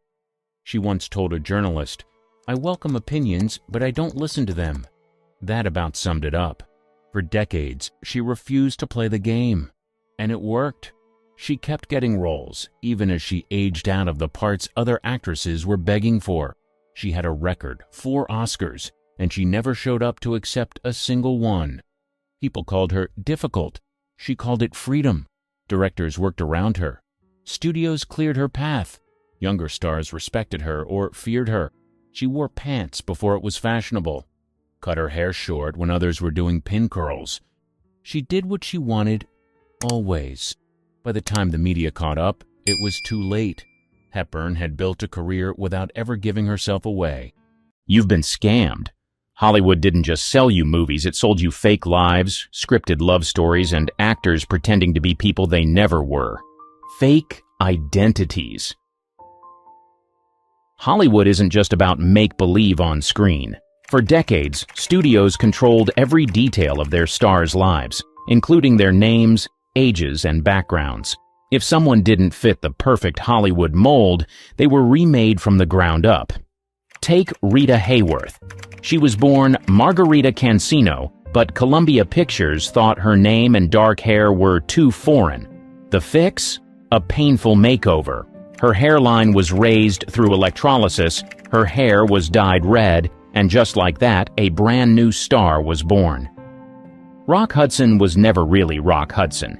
His real name was Roy Harold Scherer Jr., but his agent, Henry Wilson, wanted something stronger, more masculine. The studio also erased details about his personal life, making sure the public saw only the leading man fantasy. Jean Harlow's birth year? Faked. Studios made her younger to fit their narrative. Judy Garland's image as the girl next door? A total illusion. Behind the scenes, MGM forced her onto a brutal diet of pills to keep her thin and working long hours. Some lies went deeper. Loretta Young's supposed adoption of a child? That was actually her own daughter, secretly born after an affair with Clark Gable. But Hollywood couldn't let that scandal go public, so they crafted a fake adoption story. Back then, if an actor didn't fit the perfect Hollywood fantasy, they got rewritten. Didn't sound American enough? They changed your name? Didn't look the part? They forced makeovers. Had a personal life that didn't match their image? That was buried. Studios weren't just making movies. They were building illusions, selling audiences a fantasy both on screen and off. And if a star didn't play along, they could kiss their career goodbye. Fake Hollywood love stories. Hollywood didn't just rewrite backgrounds, it scripted relationships too. If a star's real love life didn't fit their image, studios stepped in and fixed it. Rock Hudson was America's heartthrob, but the studio couldn't let fans know he was gay, so they staged a quickie marriage with Phyllis Gates, his agent's secretary. The press ate it up, and Hudson kept his leading man status. Judy Garland had her own love life controlled by MGM. The studio forced her into relationships that looked good in magazines, including a publicized romance with Mickey Rooney. It wasn't real, but it sold tickets. Jean Harlow was known as the ultimate bombshell, so when she got involved with Paul Byrne, a much older MGM executive, the studio promoted it as a great love story. But 2 months after their wedding, Byrne died in what was officially ruled a suicide. Hollywood went into damage control, spinning the story to protect Harlow's reputation. Even Tab Hunter, another closeted actor, was given fake girlfriends like Natalie Wood to keep up appearances. The press played along, reporting on dates that never actually happened. And then there was Debbie Reynolds and Eddie Fisher. Hollywood sold them as the perfect couple, young, in love, and America's sweethearts. But when Fisher left Reynolds for Elizabeth Taylor, the public was outraged. The studios scrambled, painting Reynolds as the wronged woman and Taylor as the villain, though the truth was far more complicated. For decades, Hollywood ran a matchmaking machine, not for love but for headlines. Stars were paired off, breakups were staged, and entire marriages were set up just to control public perception. The wholesome stars with dark secrets. Hollywood loves a good clean-cut image. But behind the smiles and staged interviews, some of its biggest stars had secrets the studios worked overtime to hide. Bing Crosby was the ultimate family man. At least, that's what the public saw. Off-screen, his son later described him as a strict and sometimes violent father. The studios kept that part quiet, making sure audiences only saw the charming crooner. Fred Astaire was sold as the gentleman of dance, but many of his co-stars didn't see him that way. He was known for his brutal perfectionism and sometimes treated his dance partners harshly. The truth didn't fit his brand, so Hollywood kept it out of sight. Then there was Joan Crawford, the elegant leading lady. While she dazzled on screen, her adopted daughter, Christina, later exposed the truth in Mommy Dearest, a book that described Crawford's behind-the-scenes temper and alleged abuse. The studios, of course, had always portrayed her as a loving mother. Walt Disney built an empire on family-friendly entertainment, but his personal relationships with employees and his views on unions weren't as magical. His company projected an image of warmth and creativity while quietly silencing critics. Even Lucille Ball, America's comedy sweetheart, had her share of secrets. Studios worked to downplay her brief involvement with the Communist Party to keep her out of scandal. Had the public known at the time, it could have ended her career. Hollywood had a formula: market the actors as perfect, erase anything that didn't fit, and make sure the press played along. If a star had a bad reputation, it was buried. If they had a scandal, it was covered up. And if they ever spoke out about the industry's control, they were replaced. Actors who faked their stunts.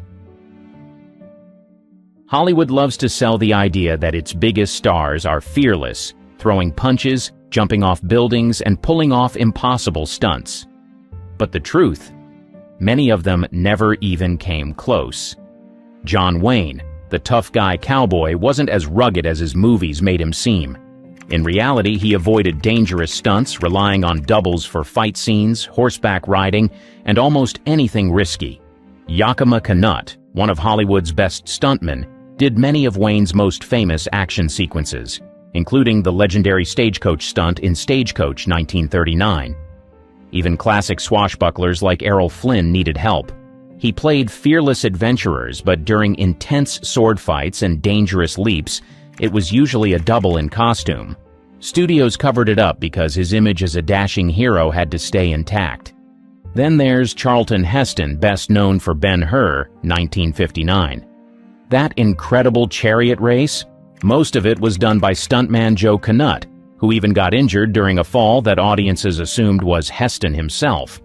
Fast forward to modern Hollywood, and the myth continues.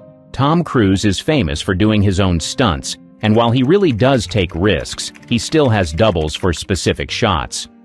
The does everything himself story is great for marketing, but the truth is more complicated. Some stars didn't even try to fake it.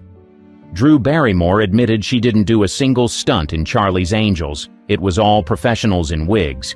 And in The Fast and the Furious, Paul Walker and Vin Diesel had stunt doubles for most high-risk scenes, despite the franchise's tough guy branding. Hollywood thrives on illusion, and stunts are no different. If an actor's reputation relies on them being a fearless action star, studios will do whatever it takes to keep that fantasy alive. The reality? While the credits roll, the real heroes, the stunt doubles, walk away without the applause. Performances. Hollywood manipulated. Not every legendary performance was the result of raw talent. Sometimes actors were coached, pressured, or even tricked into delivering unforgettable moments. And in some cases, what you saw on screen wasn't even them. Take Shelley Duvall in The Shining, 1980. Her terrified breakdowns weren't just great acting. Director Stanley Kubrick psychologically tormented her for months to get the reaction he wanted. He isolated her from the cast, made her redo scenes over 100 times, and caused so much stress that her hair started falling out. The result? An iconic performance, but at a massive personal cost. Then there's Tippi Hedren in The Birds, 1963. Her final scene, where birds attack her, was completely real. Director Alfred Hitchcock promised mechanical birds, but then threw live ones at her, day after day. Hedren was scratched, pecked, and left emotionally wrecked. The terror you see? It wasn't acting, it was survival. And sometimes, performances were literally replaced. Audrey Hepburn charmed audiences in My Fair Lady, 1964, but that breathtaking singing voice? Not hers. The studio hired Marni Nixon to dub nearly every song. Hepburn only found out after filming, and she was furious. Even in modern Hollywood, manipulation happens. Leonardo DiCaprio's raw pain in Django Unchained, 2012, after smashing a glass? That was real. He actually cut his hand mid-scene but kept acting, so director Quentin Tarantino used it. Some actors were coached to perfection. Marlon Brando struggled with lines in The Godfather, 1972, so cue cards were placed around the set to guide him. That legendary performance? Half of it was reading off hidden scripts. Hollywood sells us the idea of pure, effortless talent. But the truth? Many great performances were manipulated, forced, or even faked. And if an actor didn't deliver, the director made sure they had no choice. Actors who didn't deserve their Oscars. Winning an Oscar is supposed to be the ultimate proof of an actor's talent, but sometimes those golden statues weren't earned. They were bought, stolen, or given for the wrong reasons. Take Elizabeth Taylor's Best Actress win for Butterfield 8, 1960.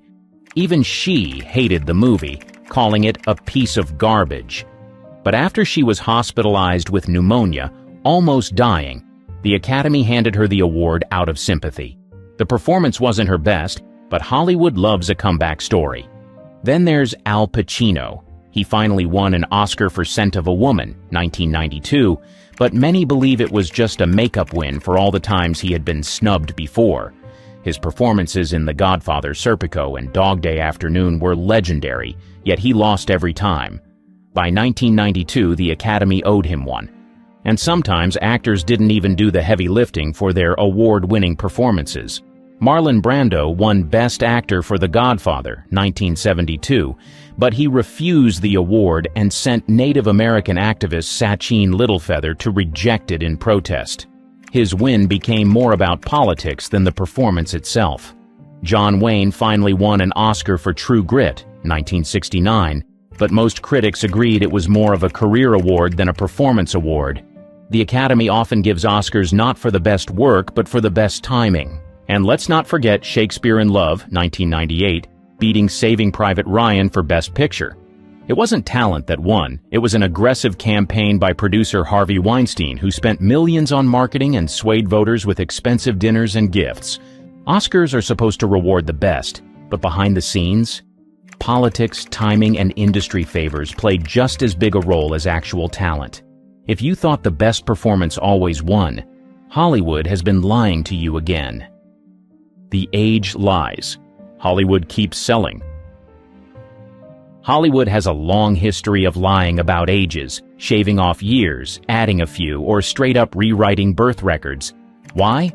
Because in the film industry, age isn't just a number, it's a marketing tool. Doris Day was one of the biggest stars of the 1950s, but for decades, no one knew her real age. She believed she was born in 1924, but when she turned 95, public records revealed she was actually born in 1922.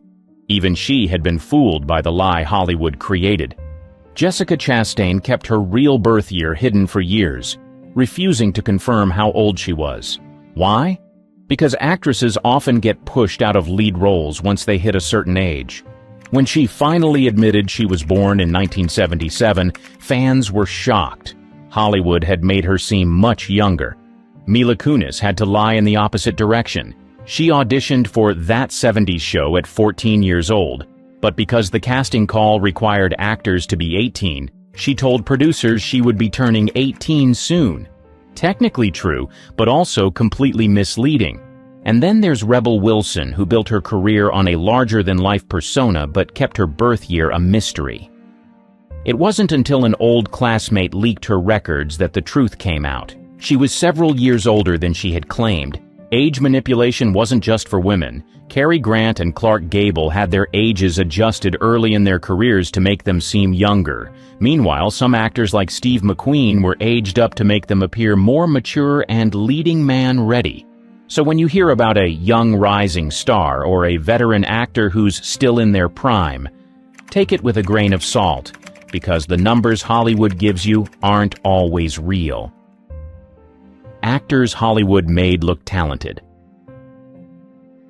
Hollywood has spent decades convincing audiences that certain actors are naturally gifted, but behind the scenes, many relied on tricks, stand-ins, and a whole lot of editing to appear more skilled than they actually were.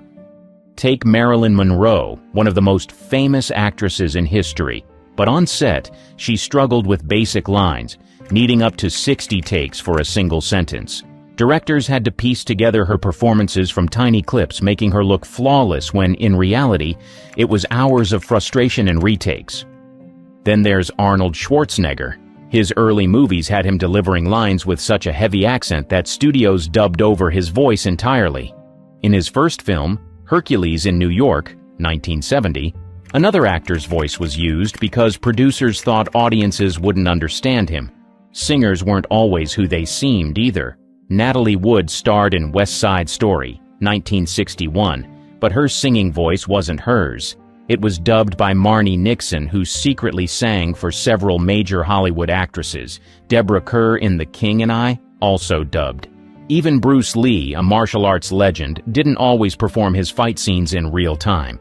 In some films, his movements were too fast for cameras to capture properly, so editors had to slow them down. Meanwhile, his famous fight sounds? They were often added in post-production to enhance the effect.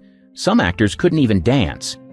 Jennifer Beals, who played the lead in Flashdance, 1983, barely did any of the dancing herself. A double did the hard moves, and careful editing made it look seamless. So, the next time you're blown away by an actor's incredible talent, ask yourself, how much of it was actually real? The truth about method acting. Dedication. Method acting is often sold as the ultimate mark of dedication. You've heard the stories, actors staying in character 24/7, pushing their bodies to the limit, and suffering for their craft. But here's the truth, a lot of it is just marketing. Take Jared Leto. He made headlines for sending used condoms and dead rats to his Suicide Squad 2016 co-stars to stay in character as the Joker. But when the movie came out, he had barely 10 minutes of screen time. The extreme behavior? Mostly hype.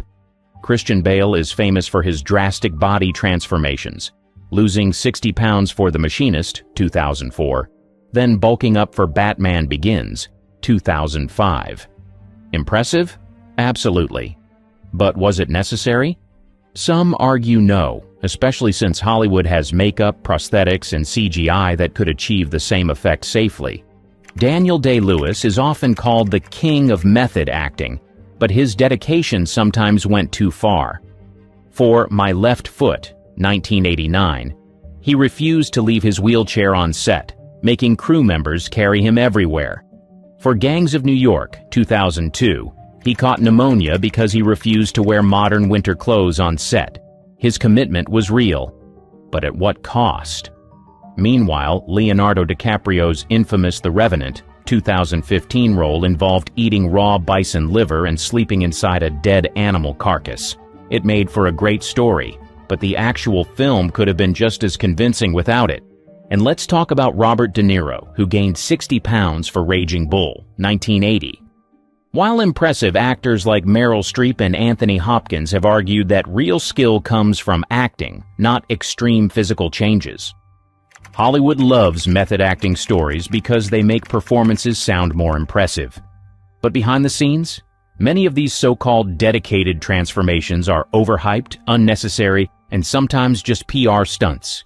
Real talent isn't about starving yourself or staying in character for months. It's about delivering a great performance without making everyone suffer for it. Stars who faked their retirement. Hollywood is full of dramatic exits, big stars announcing they're done with the industry, only to pop up in another movie a few years later.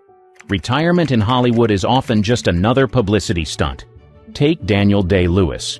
In 2017, he made a grand exit, declaring Phantom Thread would be his final film. But this wasn't his first retirement. He quit acting before, only to return in the 90s. Fans still wonder if he'll be back again. Steven Soderbergh, director of Ocean's 11 and Magic Mike, announced he was done with filmmaking in 2013. His reason? Hollywood was too exhausting. But within a few years, he was directing Logan Lucky, 2017, and jumping right back into the business. So much for retirement. Then there's Jay-Z, who held a massive farewell concert in 2003 and announced his retirement from music. The industry mourned. Then, in 2006, he dropped a new album like nothing happened. Turns out the retirement was just a great marketing move. Cher is the queen of fake retirements. In 2002, she embarked on her farewell tour, telling fans this was the last time they'd ever see her perform. That tour lasted 3 years. Then, in 2014, she went back on the road. By 2018, she had yet another tour. At this point, fans expect her to retire every few years. Actors don't just retire for dramatic effect. Sometimes it's damage control. Nicolas Cage claimed he was done with major Hollywood movies after years of bad roles. Then, after Pig, 2021 earned critical praise. He walked back his statement. Suddenly, he wasn't done anymore. Hollywood retirements rarely stick. They create hype, nostalgia, and ticket sales. And when the money's right, the retired star suddenly finds a reason to return. The year was 1943. A film sat locked in vaults too scandalous for theaters. At the center, a woman lying in hay rewriting what was allowed on screen. This wasn't Monroe or Gardner. It was Jane Russell, and her story only gets wilder from here. The bra that launched a legend. The Outlaw wasn't supposed to be a scandal. It was a low-budget Western by Howard Hughes, starring a newcomer named Jane Russell. But Hughes had something bigger in mind. He didn't just want a movie, he wanted shock value. Russell was only 21, with no major roles behind her. Hughes cast her as Rhea McDonald, a sultry saloon girl.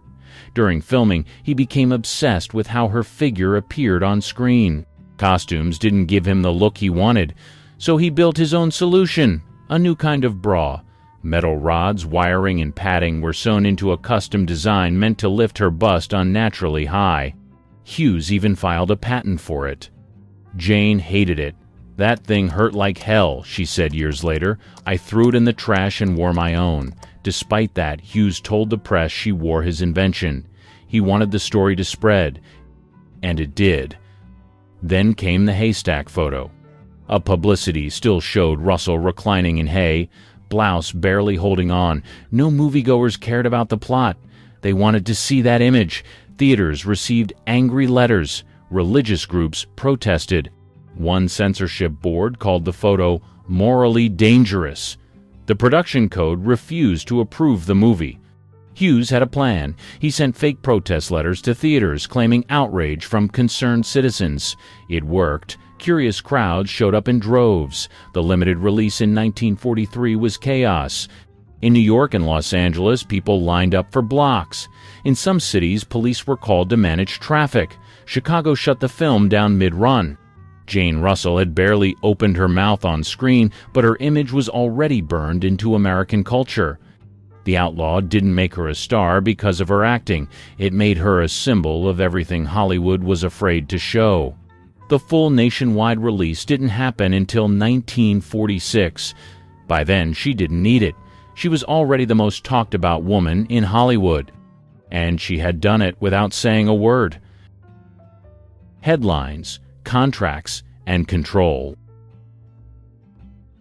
After The Outlaw stirred controversy in 1943, Jane Russell's name never left the papers. But behind the headlines, she was caught in a mess of studio politics, lawsuits, and image control. She hadn't asked for any of it. Howard Hughes had her locked under an exclusive contract. That meant no other studio could touch her, and she couldn't choose her roles. She later said, "I was stuck doing whatever he wanted. I couldn't even accept better parts." For years, Hughes refused to loan her out, even when major studios begged. Warner Brothers, MGM, and Paramount all showed interest. Hughes said no. During that time, Jane wasn't making movies. Instead, she was doing press, magazine covers, pin-up shoots, public appearances. It was all meant to keep her famous without ever stepping on set. She became one of the most photographed women in America without releasing a single new film. Then came the court battles. Film censors still tried to block The Outlaw from playing nationwide. Hughes fought back with everything he had, lawyers, appeals, even threats to pull his other films from theaters. Jane stayed quiet in public but admitted later she hated the circus. "I wanted to act, not pose for ads." In 1946, the film finally got wide release. It made millions. Critics weren't kind. Most called the acting wooden and the story dull. But it didn't matter. People came to see her. Hughes had turned Jane into a brand, not an actress. Finally, in 1947, Jane got a new project, Young Widow. It was her first non-Hughes production. The script had depth, and she was eager to prove she could act. But the damage had been done. Audiences still saw her as the hey girl. Reviews were mixed. Some praised her presence. Others said she was stiff. She later admitted she was still learning. Still, she wasn't going away. The public had decided Jane Russell was worth watching, even if no one could agree on why. For better or worse, her image had already outgrown the screen. And Hughes? He still wasn't done pulling the strings. Jane versus Hollywood. By 1948, Jane Russell was trapped between fame and frustration. She was known everywhere, but barely working. Hughes continued to control her roles and turn down outside offers. She started to push back. Hughes offered her a part in The Paleface, a comedy western with Bob Hope. Jane didn't think she could do comedy, but she said yes just to get back in front of a camera. It turned out to be a smart move. The film was a hit. Audiences loved her timing, and critics admitted she held her own next to Hope. It was the first time she got to show range. But things weren't smooth behind the scenes. Jane had no power over her career choices. Hughes micromanaged every decision. He approved costumes, scripts, even haircuts. Jane called him obsessed with control. She began quietly asking her lawyers for a way out of the contract. Meanwhile, gossip columns tracked her every move. She was photographed constantly but rarely quoted. Journalists described her as cool, hard to read, and aloof. In truth, she was tired of being treated like a mannequin. Her public image was sex symbol. In private, she was religious, blunt, and preferred quiet. In 1949, she shot The Big Steal with Robert Mitchum. The production was rushed because Mitchum had just been arrested for marijuana possession. The studio needed good press fast. Jane agreed to the project on short notice. It was a basic crime story, but again, she handled it well. Mitchum later said, "Jane was tougher than anyone gave her credit for." She wanted more like that, less glamour, more grit. But Hughes still had her locked down. In 1950, she publicly clashed with studio heads over the roles she was being offered. She turned down several scripts and refused to pose for certain publicity shots. That made her difficult in Hollywood terms. Jane wasn't playing along anymore. She wanted to act, not sell, and slowly people were starting to listen. The pinup girl had found her voice, and she was just getting warmed up. Diamonds, Blondes, and a Stolen Show. In 1953, Jane Russell landed what should have been a supporting role. Instead, she nearly stole the film. The movie? Gentlemen Prefer Blondes. Her co-star? Marilyn Monroe. Monroe played the sweet, flirty Lorelei. Jane played Dorothy, the sharp brunette who called the shots. On paper, Marilyn was the lead. But on screen, Jane dominated scene after scene. Her timing was cleaner. Her delivery was drier. Her attitude? Unshakable. Most people don't know this. Jane didn't want to do it at first. She thought the musical numbers were silly, but the studio pushed her in, and once filming started, she didn't hold back. She handled her own vocals, danced in heels, and rewrote parts of her dialogue. Monroe had more screen time, but Jane had more control. Crew members said Russell often calmed Marilyn down between takes. She reportedly helped block scenes and guided Monroe through complex shots. Then came the premiere drama. Here's the rumor. Monroe refused to attend the Blondes premiere in Hollywood, so Jane showed up alone and played both roles on the red carpet. She even signed Monroe's name for fans. Reporters called her a total pro and said she carried the night without breaking a sweat. The movie became a global hit. Jane's performance was praised for being grounded and funny, while Marilyn got the attention for her beauty. But behind the scenes, even executives said Jane held the film together. She never bragged about it. In interviews, she gave Monroe credit and avoided drama. But those who worked on the film knew the truth. Jane was the adult in the room. She showed up on time, knew her lines, and never cracked under pressure. That role cemented her as more than a body or a photo. She could act, she could command, and she could outshine a legend without even trying. Hollywood had underestimated her again, but this time everyone saw what she could really do, and Jane didn't need hay or headlines to prove it. The Hollywood Bowl baptism. In 1954, Jane Russell shocked fans again, but this time it had nothing to do with movies or costumes. She stepped into the waters of the Hollywood Bowl in front of thousands and got baptized. It wasn't a publicity stunt. Jane had always kept her faith private. She was raised in a deeply religious home and read the Bible daily. But the tension between her image and her values was growing. After years of posing in tight gowns and playing bombshell roles, she wanted to make a statement. That statement came during a Billy Graham revival event. The massive crowd watched as Jane walked into the water and was fully submerged. It made headlines the next morning. "Movie siren gets saved," one paper wrote. Others called it a mid-career pivot, but Jane didn't care.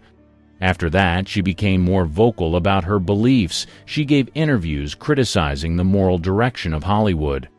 She said too many films celebrated sin and called some of her past work foolish. She even started a group called WAIF, World Adoption International Fund, combining her faith and advocacy. This turn confused people. She was still doing movies and still dressing glamorously, but now she was talking about Jesus on talk shows. Some fans loved it, others tuned out. The industry didn't know how to handle her shift. She didn't back down. In public speeches, she warned young actors to stay grounded and avoid the fast track to ruin. In private, she mentored struggling performers behind the scenes. But not everyone supported her. Some Hollywood insiders mocked her open faith. She was accused of being judgmental and old-fashioned. Producers called her unpredictable. Studios didn't know if she'd promote a film or preach at the premiere. Jane didn't care. She wasn't asking for approval anymore. The woman once labeled too hot for theaters was now talking about redemption and doing it on her own terms. And while the cameras rolled on others, Jane rewrote her own script in real life. Fight with the church. After several miscarriages, she decided to adopt, but adoption in the 1950s wasn't simple, especially across borders. Her first adopted son, Tommy, came from Ireland. The process took over a year. Jane grew frustrated with red tape and church politics.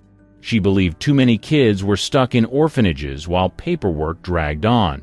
In interviews, she called the system heartless and said it cared more about rules than children. So she took matters into her own hands. In one case, she flew overseas, met with the child's caretakers, and returned with the baby before full approval. She claimed it was legal under emergency conditions. Authorities disagreed. The press labeled it baby smuggling. Jane called it saving a life. That incident pushed her to create WAIF, the World Adoption International Fund. It helped connect orphans with families worldwide. Jane used her fame to pressure lawmakers and raise money. She testified in front of Congress and worked with embassies to change regulations. But the backlash was real. Catholic leaders in Ireland accused her of undermining church-run orphanages. One priest called her reckless and self-righteous. Jane fired back, saying the church cared more about control than compassion. Despite the criticism, she expanded her work. WAIF helped place hundreds of children in homes during its peak. Jane personally reviewed applications and even helped pay travel costs for some families. She wasn't just a spokesperson, she was hands-on. This wasn't the Hollywood work people expected from a screen siren, but Jane didn't care about expectations. She said, "If I'd waited for the world's approval, I'd still be posing in hay." Her house in California became a hub for her causes. Her kids lived outside the spotlight, and she rarely talked about them publicly. But in her later interviews, she called them her greatest work. The roles in film paid the bills.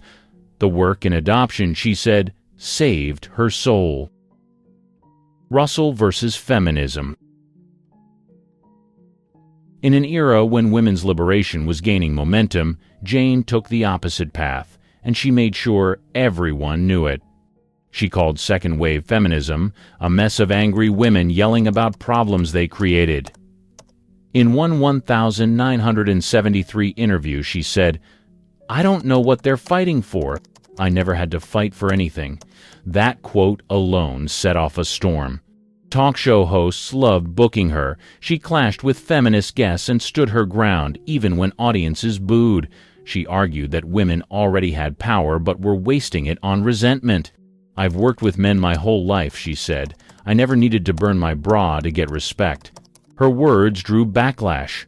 Gloria Steinem's supporters called her outdated. Some women's groups urged sponsors to drop her from endorsements. But Russell didn't flinch. She said modern feminists misunderstood strength. Strength isn't about shouting. It's about knowing who you are. She also attacked Hollywood for portraying women as helpless victims or hypersexualized cliches. Ironically, critics pointed out that her early roles did exactly that. Jane didn't deny it, but said the problem wasn't the image. It was the intention behind it. By this time, she was focused on her religious activism and charity work. But her conservative takes made headlines more than her advocacy. She called Roe v. Wade a mistake and said America needed less therapy and more churches. She wasn't trying to please anyone. The feminist movement saw her as a relic. Her fans saw her as fearless. Either way, she stayed visible. While other actresses her age faded quietly, Jane Russell kept showing up, louder, bolder, and completely unwilling to change. Love her or hate her, she refused to play the part anyone handed her. At 60 and still breaking rules. In the 1980s, most actresses from Jane Russell's era were long retired. Not Jane. At 60, she signed a national ad deal to model Playtex bras. The ads ran on television, in magazines, and in stores across America. Most women her age were expected to disappear from the spotlight, but Jane showed up in full glam, pitching support bras to real women. The tagline, "Does your bra have to show your age?" Jane didn't think so. Critics rolled their eyes. She didn't care. "I wore bras before most of these ad execs were born," she joked in an interview. "I know what works." And she meant it. The campaign was a hit. Sales spiked, especially among older women who saw her as relatable, not ridiculous. But this comeback wasn't just about ads. She started making more public appearances again. Church groups, charity galas, even morning talk shows. She wasn't doing movies, but she wasn't fading away either. She found a way to stay in front of the public without pretending to be younger than she was. And she wasn't afraid to call out ageism.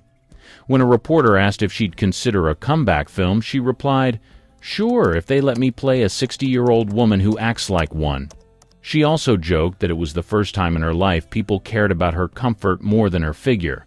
Back then, it was all underwire and pain. Now it's all soft cups and scents. Took long enough. The lingerie campaign made headlines, not for shock, but for surprise. No one expected Jane Russell, the once silent symbol of scandal, to become the face of grown-up confidence. She wasn't trying to seduce anymore. She was trying to relate. And that hit harder than any bombshell act ever could. In a business that tossed women aside after 40, Jane Russell didn't just refuse to disappear. She came back in a bra and reminded the world who she was. And she did it with a wink, not an apology. Outspoken, unfiltered, and unbothered. While most Golden Age stars slipped into quiet retirement, Jane cranked up the volume. She gave interviews that often went viral, at least by pre-internet standards. On one local television segment, she called modern movies trash with sound effects. She criticized rising stars for acting like victims instead of women. One host tried to steer her back to polite conversation. Jane doubled down. She also leaned harder into politics. She identified as a proud conservative, supported prayer in schools, and spoke at several Republican events. She criticized Hollywood's moral decay and said most actors today were spoiled and spineless. These statements didn't win her new fans, but they kept her in the press. In 1999, she made headlines again for all the wrong reasons. She was arrested for driving under the influence in California. Her blood alcohol level was nearly twice the legal limit. At the time, she was in her late 70s. The tabloids pounced. "Busted bombshell," read one headline. She didn't deny it, she didn't spin it, and she definitely didn't apologize in public. Instead, she joked about it later, saying, "At my age, you're lucky to get a story printed about you, even if it's for drinking." Even when called out, she rarely backed down. In one interview, she admitted she didn't believe in political correctness. "I say what I mean, and if you don't like it, turn the channel." No apologies to the end. She passed away in 2011 at the age of 89. True to form, her final years were lived without filters, edits, or apologies. She spent her last decade mostly in Santa Maria, California, staying active in her church and speaking at local events. Neighbors described her as approachable but blunt. If you asked about her past, she'd answer, but she wouldn't sugarcoat it. She didn't do nostalgic interviews. She didn't attend retrospectives. When asked why she skipped award shows or tributes, she said, "I didn't go for applause when I was working. Why would I show up for it now?" In her final interviews, she remained firm in her views. She still rejected modern feminism, still criticized Hollywood's direction, and still defended her early work, even the parts people once called scandalous. "I gave the public what they wanted," she said, "and I did it on my own terms." She also spoke about faith until the end. Church was her real stage, and she liked it that way. She called it the only place that never asked me to be something else. When news of her death broke, the headlines were predictable. Most focused on the outlaw, the hay photo, and her body. Few highlighted her decades of charity work, her fights with censors, or the fact that she'd outlasted most of her peers. Her family didn't issue a long statement. They said she passed peacefully in her sleep, surrounded by loved ones. No funeral spectacle, no red carpet send-off. And that felt right, because Jane Russell never needed the spotlight. She was the kind of star who took it, then handed it back when she was done. No legacy spin, no last-minute reinvention, just one final act of doing exactly what she always had. Living loud, aging honestly, and refusing to ever play by someone else's script. Imagine if Kim Kardashian suddenly vanished from the spotlight. No money, no followers, no influence. That's exactly what happened to Anita Ekberg. She was the original Hollywood it girl, and when Hollywood was done with her, they erased her like she never existed. Swedish beauty in the spotlight. Kirsten Anita Marianne Ekberg wasn't dreaming of Hollywood. Born in 1931 in Malmö, Sweden, she was the sixth of 8 children in a working-class family. Acting wasn't on the radar. Pageants? Not really. But standing nearly 5 feet 7 inches with striking blue eyes and an hourglass figure, she stood out. At 18, she entered Miss Sweden and won. The title came with an unexpected ticket to the Miss Universe pageant in America. She didn't take home the crown, but that didn't matter. Her real prize was catching the attention of Universal Pictures. The studio saw potential, or more accurately, they saw a blonde bombshell they could mold into the next Hollywood sensation. A contract landed in front of her. No experience? No problem. Hollywood had a system for that. Once she arrived in Los Angeles, the real work began. English lessons, voice coaching, acting classes, every major studio had a formula to create a star. But learning lines wasn't the priority. Publicity was. Universal plastered her in magazines, setting up glamorous photo shoots that emphasized her figure. The iceberg, as some called her, was their answer to Marilyn Monroe, except colder, more unattainable. She was sent to premieres, mingling with A-listers to build an image before she even had a real role. These stunts worked. The press couldn't get enough of her. But inside the studio, there was a problem. Universal didn't know what to do with her. The first film appearances were blink and you'll miss it moments. Background roles, arm candy, nameless eye candy. The studio gave her a handful of minor parts, but never a real chance. It didn't take long for them to decide she lacks acting potential. 6 months in, Universal dropped her. For most Hollywood newcomers, that would have been the end. A plane ticket back to Sweden, a forgotten name in a pile of failed starlets. But Anita Ekberg wasn't done. Instead of retreating, she leaned into modeling, covers of magazines, pin-up photos that flew off newsstands. Peter Gowland, a top photographer, made her a staple of the 1950s pin-up scene. That gamble paid off. These images caught the eye of John Wayne. He cast her in Blood Alley, 1955. It wasn't much, but it was enough.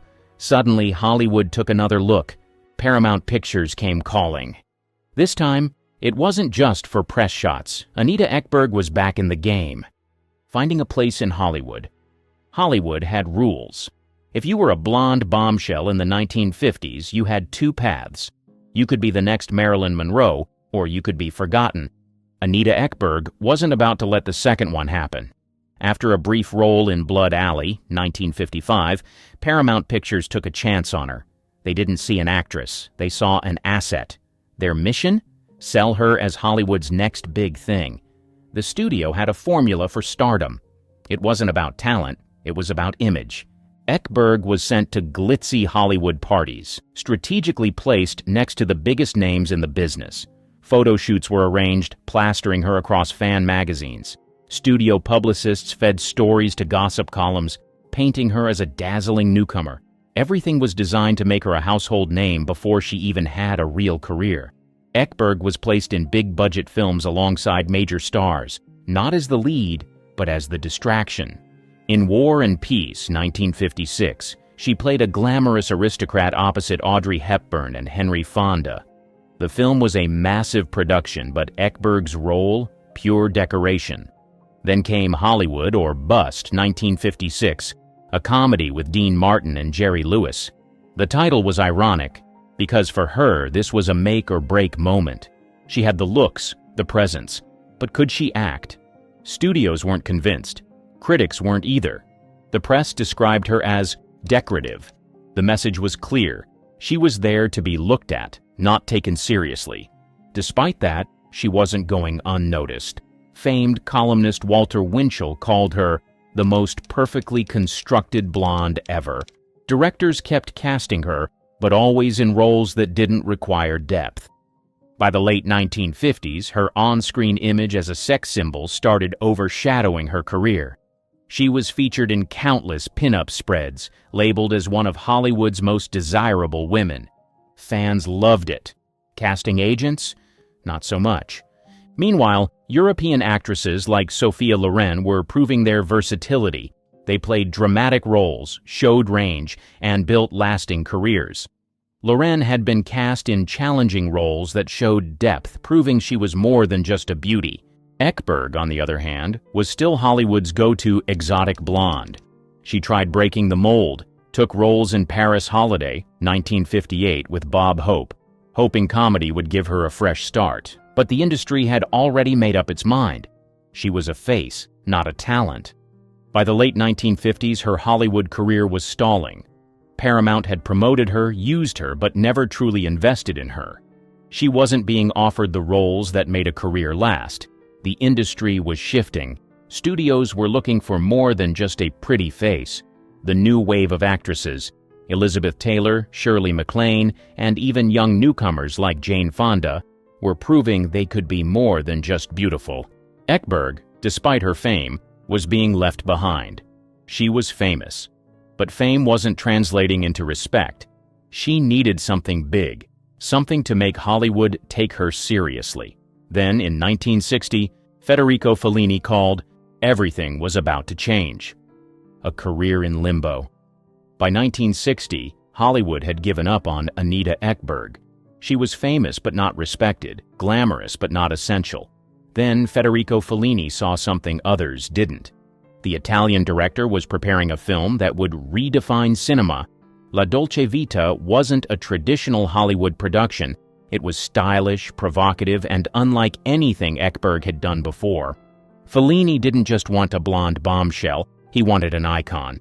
The role of Sylvia wasn't complex. She was a famous actress, desired by everyone, but truly known by no one. Ekberg didn't need to act much. She just had to be Sylvia. Then came the Trevi Fountain scene. Filming took place on a freezing winter night in Rome. Ekberg, draped in a flowing black gown, stepped into the cold waters of the Trevi Fountain, calling to Marcello Mastroianni. She was hypnotic, ethereal, a living fantasy. Mastroianni, struggling through the cold, reportedly had to wear a wetsuit under his tuxedo just to endure the temperature. Ekberg? She didn't flinch. She moved through the water as if she were made for it. The scene was electric. Even Pope John XXIII reportedly criticized it for being immoral. That only made it more famous. When La Dolce Vita premiered, it was an instant phenomenon. It won the Palme d'Or at Cannes. It shocked audiences, outraged censors, and redefined European cinema. Ekberg became the face of it all. The press couldn't stop talking about her. The Trevi Fountain scene turned her into a global symbol of beauty and mystery. But there was a catch. The role that made her immortal also typecast her forever. Directors didn't see a rising actress. They saw a fantasy. Producers weren't offering complex scripts. They wanted Sylvia. Fellini remained a fan. He cast her in Boccaccio 70, 1962, and later The Clowns, 1970. But outside of Italy, the phone stopped ringing. Hollywood turns its back on her. After La Dolce Vita, Anita Ekberg had everything: fame, international recognition, and a defining cinematic moment. But none of it translated into what she wanted most: a serious Hollywood career. The industry had already made up its mind. She wasn't a leading lady. She was an image. She returned to the U.S., hoping her European success would change things. It didn't. Studios still saw her as a one-note star. No challenging roles, no career reinvention, just more offers to play the blonde bombshell. Sophia Loren was getting dramatic roles. Brigitte Bardot was proving herself as more than a pin-up. Even Marilyn Monroe, despite her struggles, had a legacy Hollywood was invested in. Ekberg? She was trapped. She landed a role in Four for Texas, 1963, starring alongside Frank Sinatra and Dean Martin. On paper, it looked like a comeback. In reality, she was just window dressing. It was the same story with Woman Times 7, 1967, an anthology film featuring Shirley MacLaine. A decent cast, a well-known director, but Ekberg's presence barely mattered.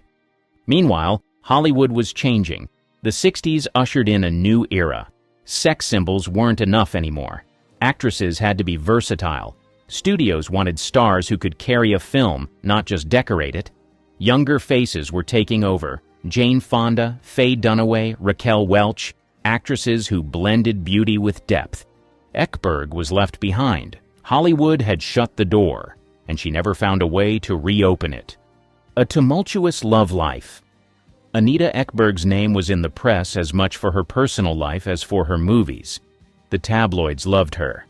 And Hollywood? Not in a good way.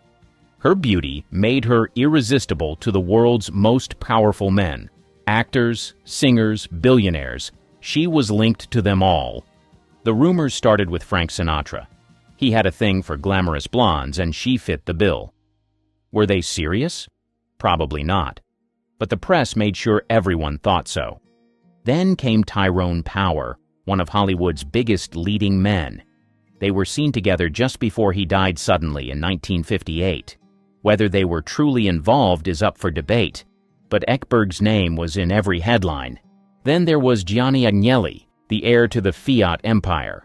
He had a reputation for seducing Hollywood's most stunning women, and Ekberg was one of them. Italian newspapers loved their supposed affair, adding fuel to her growing status as Europe's most talked-about actress. But her most chaotic relationship was with Anthony Steele. A British actor, Steele was once poised for stardom. Then he met Ekberg. Instead of being Hollywood's next power couple, they became tabloid gold, for all the wrong reasons. Steele had a drinking problem, and a jealousy problem, and a temper. The fights were legendary. One night, he allegedly destroyed their home in a drunken rage. Another time, He accused her of cheating in public, making a scene at a glamorous party. Despite the drama, they married in 1956. It lasted 3 years. By the time the divorce was finalized in 1959, Steele's career was over. Ekberg's was still alive, but barely. Even after her marriage ended, she stayed a favorite target for the press. By the 1960s, her film career was slowing down, but the tabloids weren't done with her. Rumors swirled that she had an affair with Shah Mohammad Reza Pahlavi of Iran. Some claimed she had been secretly invited to his palace. She denied everything. Whether true or not, her reputation was now built on scandal, not talent. And in Hollywood, that was a problem. Directors wanted actresses who took their careers seriously, not ones making headlines for their personal lives. Desperate attempts to stay relevant. Hollywood had shut Anita out. Europe still gave her work, but the roles weren't meaningful. She was famous, but fame wasn't getting her anywhere. Directors weren't casting her in serious films. Instead, she was booked for forgettable projects, low-budget comedies, action films, and movies that existed to show off her looks rather than her talent. In 1963, she starred in 4 for Texas alongside Frank Sinatra and Dean Martin. On paper, it seemed like a solid opportunity, big stars, a mainstream Hollywood production, but her role was just another sexy distraction. She was still playing the same one-dimensional bombshell characters Hollywood had always given her. A few years later, she appeared in Woman x 7, 1967, an ensemble film led by Shirley MacLaine. It was a respectable project with an acclaimed director, Vittorio De Sica, but Ekberg's part was small.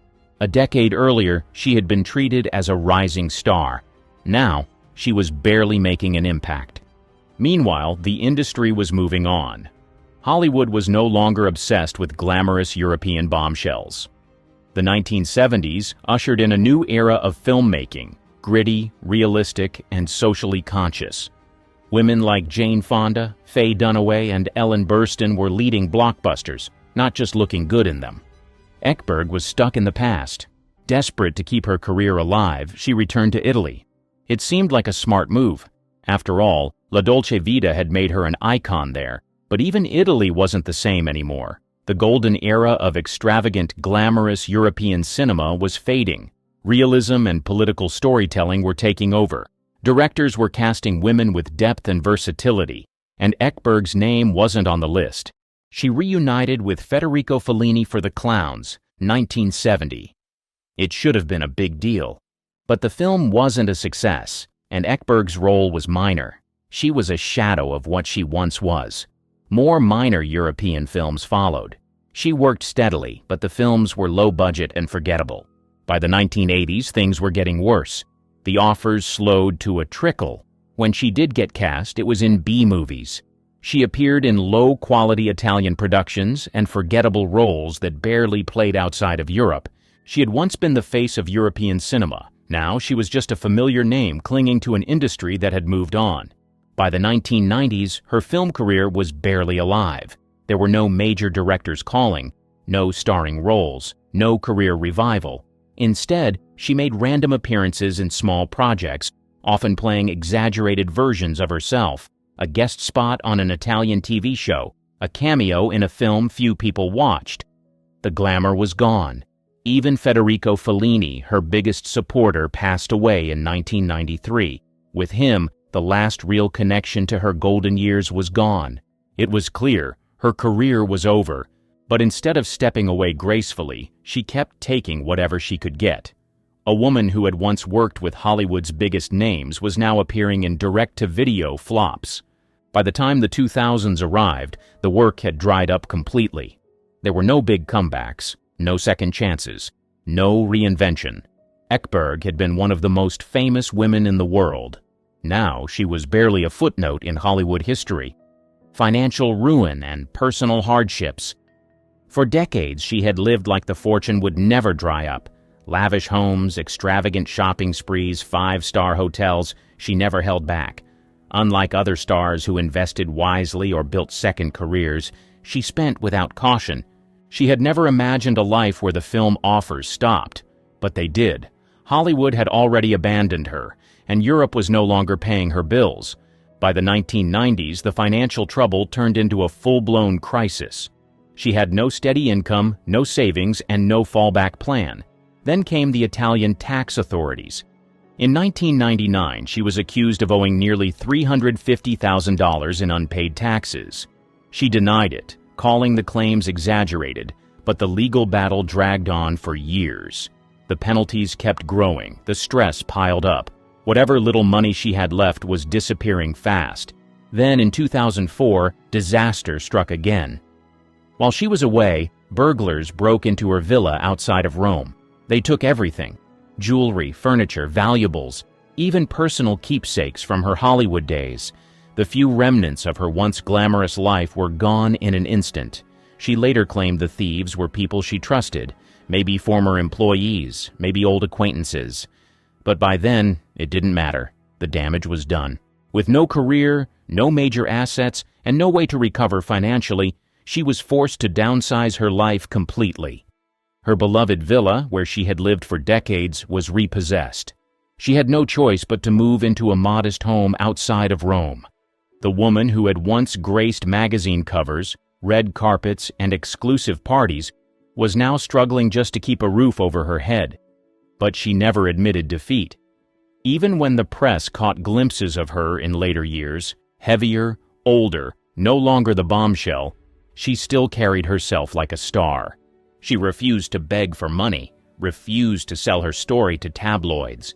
When asked about her financial struggles, she shrugged it off, saying, "I have lived, I have loved, I have had adventures."